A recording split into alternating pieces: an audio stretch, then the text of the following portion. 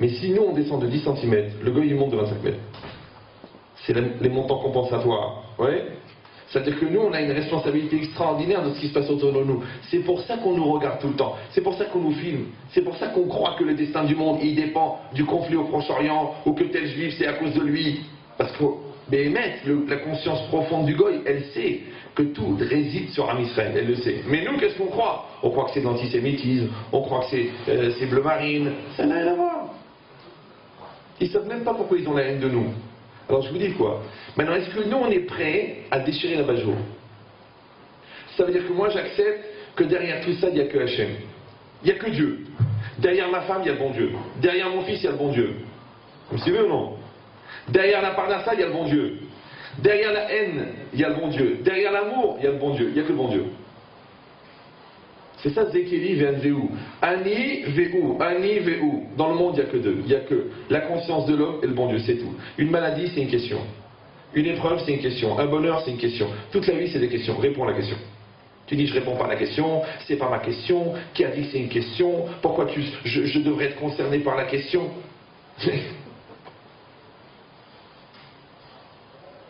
Vous croyez en Dieu ou non? Non, je vous demande. Vous croyez en Dieu? Oui, non? C'est pas grave. Oui. Vous n'allez pas vous arracher les cheveux pour autant. Alors? Vous croyez en Dieu ou non? C'est vrai? Ouf, ça me rassure. Écoutez-moi bien. La croyance, c'est pas simplement... Tu mets la musique? Non. La croyance, c'est pas simplement de mettre les définis, de manger cachère, de faire Shabbat. Évidemment, on parle aux juifs, on parle pas aux goïms. D'accord? La croyance, c'est d'accepter que la réalité qui est en face de moi, elle est adaptée à moi. Ça va? C'est ma réalité, ça. Ça, c'est mon bonheur, c'est mon épreuve, c'est ma joie, c'est ma réussite, c'est ma parnassa, c'est exactement moi. Maintenant, il y a des gens, ils refusent. Ils veulent pas. Ouais, c'est trop difficile, tu te rends pas compte, je pourrais pas assumer, je pourrais pas grandir, et qui a dit, de toute façon c'est ton problème, donc il refuse. Mais ça change rien, c'est la même échéance, sauf que toi, là où il y a marqué ton nom, tu fais comme si c'était marqué le nom du voisin. Il y a marqué, Monsieur Bénichou, échéance 7800 € à payer avant le 15 mai, lui il dit, Bénichou, mais non, ça doit être chiche portiche. Mais il y a marqué Bénichou. Et non, mais non, seulement ça doit être chiche portiche. Mais des fois ils se trompent, ça va aux impôts, ils font une faute de frappe, alors c'était chiche portiche, ils ont marqué Bénichou. Mais t'es fou quoi toi. Mais c'est marqué Bénichou. Donc si quand quelqu'un il reçoit un commandement, il n'a pas de doute que ça c'est pour lui, oui, et il a saisi tout de suite, sinon il va être saisi, d'accord? Ah, il veut pas, parce qu'il pense toujours que le problème il vient du tiers, ça s'appelle le tiers détenteur, ouais. Non, il y a écrit ton nom. Ouais, c'est ton fils, c'est ta femme, c'est ton mari, c'est ta réalité, c'est ton corps, c'est ta radio. Il y a marqué ta radio. C'est du mais non, ils sont trompés les médecins. Mais c'est ta radio. Peut-être c'est une autre radio. Non, c'est ta radio. C'est ton analyse de sang. Encore tu dis non. C'est jusqu'à quand quelqu'un, il a tellement peur d'être concerné qu'il est convaincu qu'il n'est pas concerné. Et dans concerné, vous pouvez l'écrire en 2 mots, et convaincu en 2 mots. Ça fait 2 problèmes. Donc qu'est-ce que tu fais? Tu fais l'inverse. Tu dis ce problème-là, il est pour moi. Je dis au bon Dieu, d'accord, c'est bon, j'ai compris, c'est bon. Je ne vais pas tricher, je ne vais pas m'enfuir. Je ne vais pas m'échapper, je vais accepter. Maintenant, comment je vais accepter? Je vais accepter pour grandir ou je vais accepter pour souffrir? Il y a des gens qui refusent, et le jour où ils acceptent, ils partent en dépression. Je suis foutu, je vais crever, Non. Tu dis j'accepte la question, j'accepte, c'est bon, et je veux grandir. C'est pour ça qu'on dit Kol Deravid Rahamana l'étal. Tout ce que Dieu fait, c'est pour le bien. Mais c'est quoi pour le bien? Pas comme nous on croit. Nous on croit que le bien, c'est ce qui nous fait plaisir, et le mal c'est ce qui nous fait pas plaisir. On confond avec les glaces. Elle est bonne la glace, elle est bonne, et ça, elle est pas bonne. Alors quand ça me fait plaisir, je dis c'est bien. Mais quand ça ne me fait pas plaisir, je dis c'est mauvais. C'est une erreur. Hachem ne fait pas de mal. Tout ce qu'il fait, c'est pour le bien. Donc c'est quoi le bien? Tov, dans la Torah, je vous ai déjà dit 1 million de fois, Tov, ça veut dire Shalem, complet. Vous vous rappelez de ça ou non? Quand un homme et une femme ils se marient, on dit Mazal Tov, parce que le Mazal il est complet. Quand ils ne sont pas mariés, on dit Mazal Maja. Le Mazal il n'est pas encore arrivé, d'accord? Donc, Quand Hachem il a fini la création du monde, il a dit Veine Tov Me'od. Un homme, quand on dit qu'il est complet, on dit Adam Tov. Tov c'est complet. Donc si Tov c'est complet, et qu'on a dit que le Yitzhara c'est le manque, donc quand on dit tout ce que Dieu fait c'est pour le bien, les taves, c'est quoi les taves? C'est pas pour le bien, pour me faire plaisir, pour me faire chier, pour me faire kiffer. Oh tu te crois toi, t'es au courant ou quoi? Non, c'est quoi le Tov? C'est quoi? C'est Zebal et Hashlimoti, ça vient pour me compléter. Je dis ça, cet événement-là il vient pour me faire grandir. Celui-là, il vient pour faire grandir. T'es prêt à grandir ou non? Ah ben, celui qui ne veut pas grandir, il va craquer, il va mourir. C'est comme quelqu'un qui ne veut pas monter l'escalier. C'est un escalier. Il faut le monter. Tu dis, il faut le monter. Pourquoi l'escalier monte? Pourquoi il ne descend pas? C'est un escalier qui monte. Des fois dans la vie, tu as un escalier qui monte. Des fois dans la vie, tu as un escalier qui descend. Il y en a, ils ne veulent pas. C'est comme un test. Faites le test, c'est très bizarre. Si vous voyagez, vous rentrez dans une gare ou dans un aéroport, vous arrivez, il y a l'escalator. Vous connaissez l'escalator? C'est ce que c'est un escalator, oui? Dites-moi, vous avez déjà monté un escalier dans votre vie, oui? Comment ça se fait que quand l'escalator ne marche pas, vous dites... Et chaque marche, ça devient la sortie du ghetto de Varsovie. C'est pas grave, c'est juste qu'un escalier. Il ne marche pas. Je ne sais pas si vous me suivez. Vous savez ce que je fais moi? Moi je viens maintenant 8 heures de vol ou là 12 heures de vol et 10 heures de décalage. J'arrive, il y a l'escalator, tout le monde prend l'escalator, moi je prends l'escalier. Il est fou celui-là. Alors Orly, vous avez vu l'escalator comment il est long? Même le plat.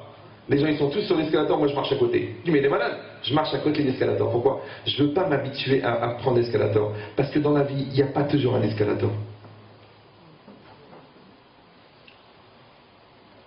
Mais celui qui est habitué à l'escalator, il est habitué aux allocations familiales, il est habitué le magasin, il marche tout seul, il est habitué sa femme, elle assume tout. D'un seul coup, la femme, elle dit je suis en dépression, alors il commence à s'énerver. L'escalator, des fois il ne marche pas. L'autre, il a 38 ans, il va chez son père, papa, tu me payes le loyer. Il dit mon fils, tiens ingénieur, grâce à Dieu, je t'ai payé les études. Tu peux payer ton loyer, non? Il m'a dit c'est difficile en ce moment, je suis un peu serré, j'ai acheté l'écran plat. Il a dit, le père, il dit moi j'étais soutien de famille à 14 ans. J'ai nourri tes frères et sœurs, vous étiez 8. Toi, tu as un enfant, la maison elle est payée, il te reste une échéance, tu n'arrives pas à payer. Ah, tu veux pas m'aider, tu m'aimes pas, tu n'es pas mon père, tu m'as jamais aimé. Comment il a intellectualisé sa glande? Oui? Comment il a concrétisé sa gaminerie? Comment il a fossilisé ses complexes? Simplement Rabotaï, parce qu'il a pas voulu déchirer l'enveloppe. Déchirer l'enveloppe, ça veut dire que pour se rapprocher de l'avenir, il faut déchirer son présent. Pour comprendre que les enfants, ils ont grandi, il faut déchirer l'idée que tu en avais. Pour savoir que ta femme, elle a évolué, il faut déchirer tes préjugés. C'est comme ça. On passe notre vie, on déchire, on remet dedans, on déchire, on remet dedans, on déchire. Comment Apple, il a fait tellement de milliards? Que c'est Apple, non? Pourquoi? Parce qu'il a été capable toujours de regarder le produit à nouveau. On va encore faire un truc nouveau. Tu dis, mais à quoi ça sert? Grâce à Dieu, le mec, non. Vous savez que là, il a un cancer. Oui? Il a déjà préparé le iPhone 5, le iPhone 6, le iPad de Babak. Comment le type? Ça veut dire quoi? Ça veut dire qu'il voit loin. Et l'autre, qu'est-ce qu'il veut? Rien faire un coup. Je fais un coup. Moi, je vais me déchirer. Je vais prendre 7 milliards. Je vais faire un coup. Je vais faire de l'oxygène. Je vais faire des coups. Pourquoi tu fais des coups? Celui qui fait des coups, il prend des coups. Celui qui a des projets, il fait des grandes choses. Oh, qu'est-ce que tu veux dans la vie? Tu veux faire des grandes choses ou des petites choses? Maintenant, pourquoi il fait des grandes choses? Parce qu'il casse l'enveloppe. Oui? Il dit on peut encore améliorer. On peut faire un nouveau produit. On peut voir différemment. L'école, il la voit différemment. Son fils, il dit il a grandi. J'accepte qu'il a grandi. Pas je m'énerve parce que monsieur, il prend un ton d'insolence de commencer à discuter. Mais il a 20 ans.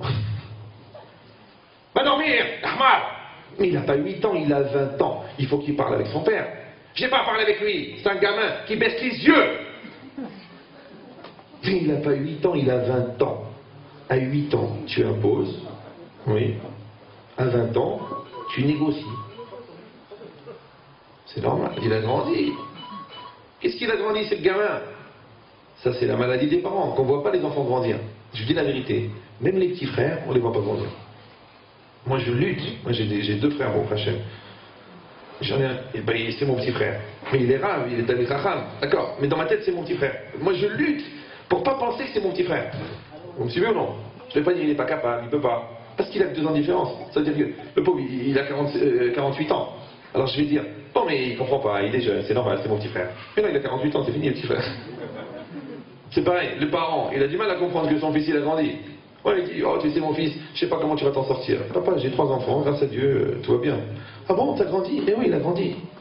Donc qu'est-ce qu'il faut faire? Il faut que tu bouleverses en toi l'idée que ton fils il n'a pas grandi. Maintenant tout ça c'est que des cas d'exercice. Pourquoi? Devant la réalité. Maintenant puisqu'Hachem il est derrière la réalité, ouais, quand je déchire l'enveloppe de mes peurs, qu'est-ce que je fais apparaître? Hachem qui est derrière la réalité. Vous savez comment on appelle faire éclater la lumière d'Hachem en cassant la réalité? Comment on l'appelle en français? En hébreu. Comment faire éclater la lumière d'Hachem en déchirant les limites de la réalité? On appelle Kiddush Hachem. C'est ça Kiddush Hachem. Ben, c'est quoi le secret? C'est que le bon Dieu, il t'a pas dit de faire un tsunami. Il t'a pas demandé de faire Manhattan. Il t'a pas demandé de créer le monde. Il t'a demandé de déchirer tes limites personnelles. Quand un homme, de lui à lui-même, il déchire à l'intérieur, il fait Kiddush Hachem. Vous avez compris ou non? C'est que le tzaddik, Rabotai, Rabbi Shimon Bar Yochai, Rabbi Meir Balanes, je vous dis tout de suite, c'était des chachamim, c'était des tzaddikim. Mais il y en avait beaucoup des tzaddikim. Il y avait beaucoup des gens qui connaissaient la Torah. Il y en avait beaucoup. Mais qu'est-ce qu'ils ont eu de spécial, ceux-là? Je vous dis pourquoi. Ils se sont sacrifiés pour la Torah. Ils se sont sacrifiés pour la Torah. Est-ce que vous connaissez un petit peu l'histoire de Rabbi Meir? Vous connaissez un peu ou non? Non? Hein, vous allumez, vous faites allumer. Mais il faut connaître, il faut apprendre.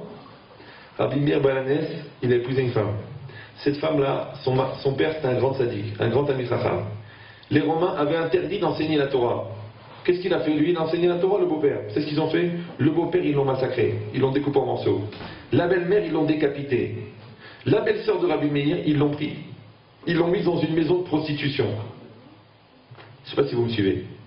C'est-à-dire que celui qui voulait étudier la Torah et celui qui voulait enseigner la Torah, c'était dangereux. C'était dangereux. Toi, tu vas dire, attends, Shalom, si on frappe les enfants qui mettent la kippa, on fait la kippa. Si on frappe les gens qui mangent kasher, mange plus kasher. Si on cherche les gens qui font Shabbat, ne fais plus Shabbat. Eux, pour le Shabbat, ils sont morts. Pour la Torah, ils sont morts. Pour la Kedusha, ils sont morts. Pour la pudeur, ils sont morts. Pour la pureté, ils sont morts. Ils sont morts. Ils sont morts. Pour eux, c'était ou ça ou la mort. Et je me suis dit, non, non. Vous vous rendez compte les millions de juifs qui se sont jetés dans des bûchers vivants pour ne pas transgresser Shabbat? Alors qu'aujourd'hui, la vérité, la majorité des juifs, ils transgressent Shabbat pour 100 euros, pour 80 euros en moyenne. Tu ne te sens pas débile? Tu ne te sens pas débile avec ta voiture, le Shabbat? Le Shabbat, את השבת לדורותם בעיתו ביני ובין בני ישראל אותי לעולם. Tu ne te sens pas débile? C'est bizarre. Ah si, mais je ne suis pas religieux. Moi, ils me disent les gens, c'est le rabbin, moi je ne suis pas à faire Shabbat. Mais le problème c'est que ça tombe samedi. En plus ça retombe souvent. Oui, c'est chaque semaine, en gros, ouais. Mais ça veut dire quoi? Eh ben ça veut dire qu'il y a des sacrifices à faire. La pudeur c'est pas facile, il fait chaud en été, en plus à Lyon il fait chaud. Alors quelqu'un va dire, comment? Mets une jupe longue, mets des collants, ferme le décolleté. On te dit, mais non, il faut laisser parler ton corps. Tu deviens un shawarma avec 2 ficelles. Tu dis, mais non, il faut se sacrifier. Et si quelqu'un dit, mais je ne veux pas me sacrifier, pourquoi j'ai besoin de me sacrifier? À quoi ça sert de sacrifier? Je vous ai souvent raconté cette histoire, mais il faut bien que vous la mettez dans votre tête. Parce que moi, je me la répète, elle ne m'est pas encore rentrée bien dans la tête. Les 2 grands-mères, du côté du père et de la mère, ils se sont couverts les cheveux depuis le mariage. D'accord? 14 ans ils se mariaient. Pas 38 ans, 14 ans. Ils accouchaient à 15 ans, les pauvres. Maintenant, elle portait toujours deux foulards. Jusqu'à 90 ans qu'elle est partie de ce monde avec les 2 foulards. Un foulard serré comme ça, et un deuxième foulard pour faire joli. Comment il se lavait la tête? Bah tu dis, non, non, pas du tout. Il se met contre un mur. Elle ouvre le premier foulard, elle l'accroche au mur avec les épingles.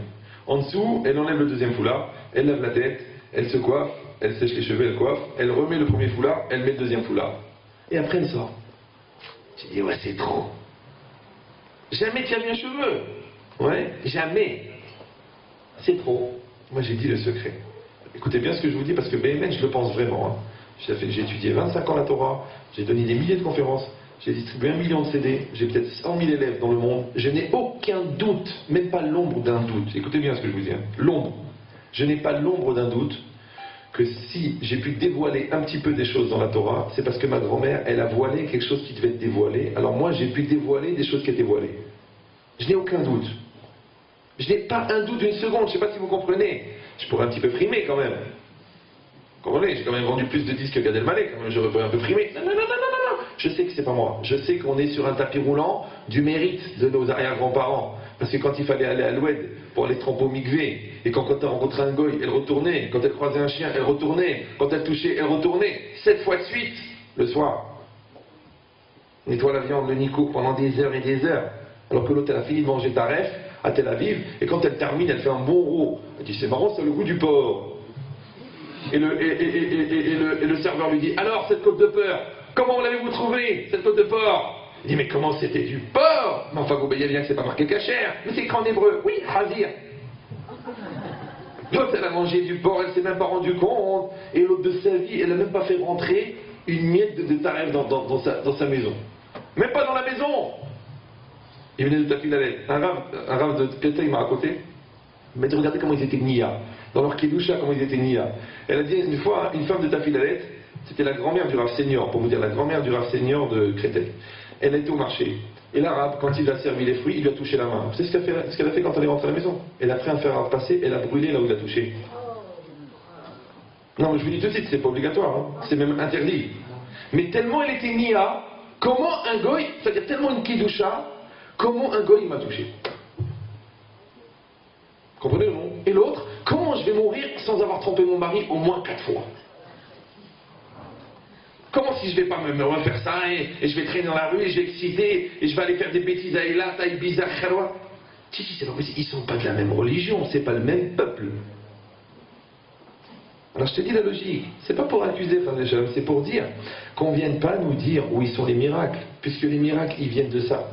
Ils viennent de ça, je sais pas si vous comprenez, ils viennent de ça. Ils viennent parce que les gens, ils ont déchiré maintenant la force de la Torah. C'est pas de dire tu fais des tsunamis et tu fais sauter la moitié de la terre et tu détruis avec Hiroshima. Non, non, non, non, non. Ça se laisse ça pour les goïms, genre les effets spéciaux. Nous, c'est à l'intérieur que ça se passe. C'est très très dur. Le type, il a une pulsion très très forte pour les femmes. Oui, il a jamais regardé une femme de sa vie, que sa femme. C'est très dur pour lui. Celui-là, il est très très radin, il a toute sa vie, il a été généreux. Ça, il a déchiré quelque chose. Celui-là, il est très très nerveux, mais il a toujours parlé calmement. On raconte à Fraïkiz, il faut lui voir à Dax-les-Bains, il était très très nerveux. C'était un coléreux nerveux, mais il ne se mettait pas en colère. Comment il faisait pour travailler sa colère? Il prenait des ficelles, il faisait des milliers de nœuds, des milliers, des milliers. Et il faisait le nœud, c'est comme si c'était le nœud. Ouais, pour se calmer. Il a dit quand quelqu'un avait fait une très très grande bêtise, et qu'il avait vraiment les nerfs contre quelqu'un, c'est ce qu'il faisait, vraiment les nerfs. Que le type vraiment, il est grave, c'est ce qu'il faisait. Il écrivait le problème et il disait demain je lui parle. T'as compris la maîtrise? C'est ça déchirer les limites. C'est à l'intérieur. Maintenant je vous dis un secret. Quand toi tu déchires à l'intérieur, ouais, ton fils il grandit. Quand toi tu déchires à l'intérieur, ta femme elle grandit. Quand toi tu déchires à l'intérieur, ton mari grandit. C'est-à-dire que la Torah elle a fait un secret, c'est que le travail que tu fais sur toi, il fait grandir l'autre. Pourquoi? Parce que quand l'Israël arrive, on est tous dans le Shem Hashem. C'est-à-dire que nous tous, ouais, parce que quelqu'un m'a dit, ah quand même, vous parlez des non-religieux. Moi toute la journée, je travaille avec des non-religieux. Ouais. Vous êtes des chassidim à côté de ce que je vois en général. Ouais. Donc c'est quoi l'idée? C'est que moi je sais celui-là. Tu vois là-bas, il est en train de travailler des magouilles. Il a une neshama. Il va amener cette lumière d'Hachem qui est en lui. Celui-là, il va amener cette lumière. Celui-là, il va amener cette lumière. C'est ça notre travail à nous. Notre travail à nous, c'est d'aller chercher les diamants dans la poubelle. Mais on sait qu'il y a des diamants. Mais on va fouiller dans la poubelle. Et on trouve des diamants. Si moi je vous montre des gens, que vous les voyez aujourd'hui à Beit Vegan, vous les voyez à Poniovitch, vous les voyez à Rosh Yeshiva, vous les voyez quand ils écrivent des livres, et je vous montre les photos, quand ils étaient DJ ou quand ils étaient barman à Miami, vous dites c'est pas possible. Le mec il a écrit 3 livres. Et tu le vois à l'époque, c'est pas possible. C'est des diamants. Maintenant, le diamant, tu peux le trouver parce que tu crois. Tu crois qu'il y a un diamant. D'accord? Maintenant, c'est pas évident d'aller chercher des diamants qui sont pas les tiens. Alors au moins qu'on aille chercher les diamants qui sont les nôtres. Ton mari, ta femme, tes enfants. Ah, si quelqu'un va dire, mais on n'est pas tous des grands. Non, je vous dis. La force de Rabbi Shimon Bar Yochai, ils se sont sacrifiés pour la Torah. La force de Rabbi Meir Bananes, ils se sont sacrifiés pour la Torah. C'est ça, Masrou Nafshayou al-Kidush Hashem.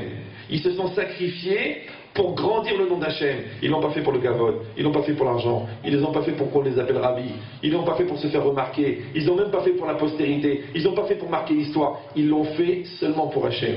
Comme ils l'ont